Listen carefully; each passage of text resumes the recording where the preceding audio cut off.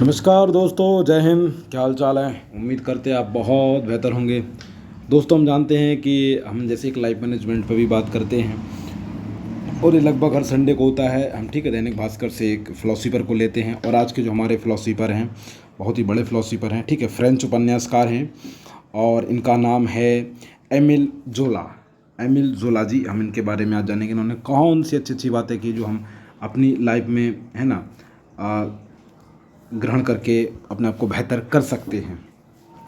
जैसे देखिए, पहली बात कह रहे हैं कि 2 मिनट में अपन इसको यहाँ ले लेते हैं। ठीक है, चलिए अब ठीक है। वो कहते हैं कि यदि आप सच को ज़मीन के अंदर दफन कर देते हैं तो एक दिन वो बहुत बड़ा हो जाएगा। उसमें इतनी शक्ति हो जाएगी कि किसी एक दिन बड़ा धमाका होगा और सब कुछ बदल जाएगा। वो कह रहे हैं कि अगर कोई चीज़ ट्रूथ है तो आप उसको छुपाएं ना, आप कह दें, क्योंकि आप कह देंगे तो वो ज़्यादा आपको भी हल्का महसूस कराएगी और जिसके प्रति वो सच कहा जा रहा है उसको भी बेहतर लगेगा। क्या होता है, आप सच को दबा दो तो वो कभी ना कभी निकल कर बाहर आता है और जिस टाइम पे वो कहा जाना चाहिए था उस टाइम अगर आपने नहीं कहा और किसी कारणवश दबा दिया तो वो आगे चलकर बहुत दिक्कत देता है। तो यहाँ पर एमिल सर ये समझा रहे हैं अपन को कि किस तरीके से सच का सामना किया जाना चाहिए। ठीक है, तो वो चीज़ यहाँ पे अपन को सीखने को मिलती है।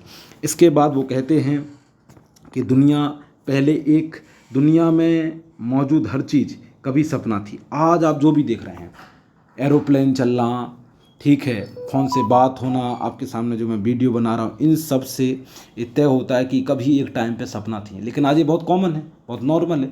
इसलिए आपके जीवन में जो भी आज कठिन लग रहा है आप ज़्यादा ना घबराएं। ठीक है, ये आज आपके लिए सपना हो सकती है लेकिन समय के साथ आपको हो सकता है ये प्राप्त हो जाए। ठीक है, इसके बाद अगला जो वो स्टेटमेंट बोलते हैं वो बोलते हैं आपसे यहाँ पर 1 मिनट, हाँ, कि यदि आप अपना बौद्धिक विकास करना चाहते हैं तो उसके लिए यात्राओं से बेहतर कुछ और नहीं। ठीक है, थोड़ा घूमने फिरने जाएं। क्या होता है, इसका एक वैज्ञानिक कारण भी कि जब आप थोड़ा सा बाहर जाते हैं, एक दुनिया से दूसरी दुनिया में जाते हैं, दूसरे लोगों से मिलते हैं, दूसरे वातावरण से टकराते हैं, दूसरी संस्कृति से आपका परिचय होता है तो निश्चित तौर पर आपका बौद्धिक विकास होता है। ठीक है, तो यात्राएं आपको समृद्ध बनाती हैं, सुखम बनाती हैं।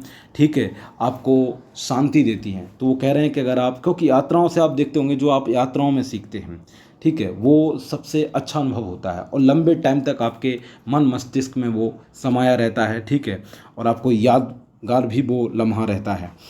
इसके बाद वो लिखते हैं आगे कि यदि आपका दुख बहुत बड़ा है तो फिर किसी अन्य दुख के लिए दिल में जगह नहीं बचती है। जैसे पूछिए उस दर्द को जिसने अपने विवाह के 1 महीने बाद ही अपनी पत्नी को खो दिया या अपने पति को खो दिया। ठीक है, पति सेना में था, ठीक है, दुश्मनों द्वारा मारा गया, तो उससे पूछिए वो दुख, उसके लिए उससे बड़ा कोई दुख नहीं है। ठीक है, पूछिए उस प्रेमी और प्रेमिका से वो दुख जब वो छोड़ के गए, और तो वो सारी चीज़ें होती हैं। ठीक है, इसके बाद मतलब कोई दुख है अगर आपकी लाइफ में, अगर वो कोई बड़ा है तो उससे फिर बड़ा कोई दुख हो ही नहीं सकता है। ठीक है, इसके बाद आगे वो कहते हैं, क्या आप जानते हैं हम मनुष्यों का सबसे बड़ा कर्तव्य क्या है? हमारा सबसे बड़ा कर्तव्य है कि इस धरती पर मौजूद जानवरों को हर तरह की क्रूरता से बचाया जाना चाहिए। मतलब आप जानवरों के प्रति विनम्र रहें। ठीक है, क्योंकि वो भली बोल नहीं सकते लेकिन वो इसी पारिस्थिति का, इसी ब्रह्मांड का और इसी ईश्वर की संतान है वो भी, तो उनकी रक्षा करना हमारा धर्म है। तो आप कहें कि एक तरीके से वो यहाँ पर नॉन वेज के लिए ही मना कर रहे हैं कि मतलब क्रूरता क्या है। नॉन वेज आज देखिए ना कितनी बड़ी मात्रा में इसका कंजप्शन हो रहा है। ठीक है, तो ये भी कहीं ना कहीं वो समझाना चाह रहे हैं। तो वो इनके विचार आज कितने रेलेवेंट हैं। ठीक है, जो हिंसा की जाती है जानवरों पर, ठीक है, जो शिकार किया जाता है उसे बंद किया जाना चाहिए। इसके बाद वो अगली बात कहते हैं कि मैं उदासी के बजाय जुनून के साथ मरना पसंद करूंगा। मतलब आप देखो, एक तरीके से भगत सिंह वाला दौर याद आता है। भगत सिंह, सुखदेव, राजगुरु ये फांसी पे चढ़ रहे थे लेकिन देख रहे थे किस तरीके का चेहरे पे तेज था और किस तरीके का जुनून था, और चेहरे पे कोई शिकंज नहीं और मुंह पे मतलब एकदम राष्ट्रवाद के गीत और ओज से भरे हुए। तो वो इस बात की करेगा। अगर आपको मरना है तो बिल्कुल एकदम कहते बुलंद होके, है ना, जुनून के साथ अगर ख़त्म करना है तो करिए, वरना आप जीवन जो है जो ईश्वर ने दिया उसे स्वीकार करिए और जिए, ठीक है। और मेहनत करिए, मेहनत का सबसे बड़ा कौन है, बेजोड़ मेहनत करिए, मेहनत से आपको मिल जाएगा, ठीक है। इसके बाद अगली बात है, यदि दुनिया में लोग एक दूसरे से सच्चा प्रेम करते तो वाकई कितना खुश रह सकते थे। आज आप जो भी टेंशन देख रहे हो, आज आप जो भी मारा मारी देख रहे हो, कहीं ना कहीं प्रॉब्लम है तो हम सब मिलकर, ठीक है। हमें किसी जानवर ने इतनी दिक्कत नहीं दी, हमें कभी प्रकृति ने इतना धोखा नहीं दिया, हमें कहीं ना कहीं हमारे जैसे मनुष्यों ने, हमारे समाज ने हमें दर्द दिया है। अगर हम एक दूसरे से प्रेम करने लगें, एक दूसरे के प्रति हमारी कोई नफरत ना रहे, हम एक दूसरे के सहयोगी हो जाएं, तो सोच के देखो, कल्पना करो कि समाज कितना प्यारा हो जाएगा। फिर तो दुख जैसी कोई परिकल्पना परिभाषा रहेगी नहीं। तो यहाँ पर आपको फिलोसोफर दार्शनिक यही समझाना चाह रहा है।